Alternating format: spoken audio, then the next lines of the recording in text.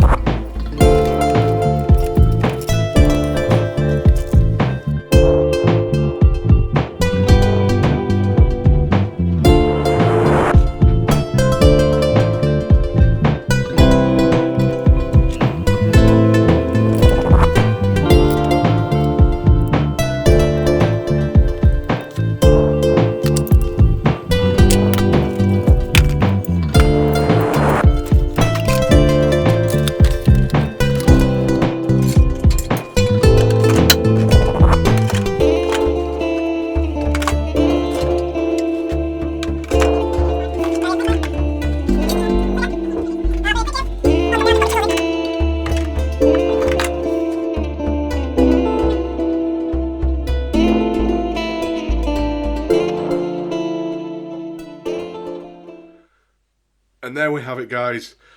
Everything's done. It's got a nice workable station now. We've got everywhere that we need to. We can get everything that we need to get. It's just nice and easy. I hope you've got some inspiration for doing something similar if you need it, if it's helped, and if you liked what you see, please do hit that like. Hit the subscribe if you want to see more of this type of video, because they will be coming up. Back to the project. The reason why I made this the length that they are, I know I can't technically see all of the end of the chisels. The workshop that I'm in is very, very damp and moist, so I'm hoping to have that kind of bit more of a protection around the steel. It might help them from rusting. I'm using quite a lot of duck oil to protect them as best as I can. But you know, when you use it and know which one's where, then you know where it is anyway. So for me, it's fine.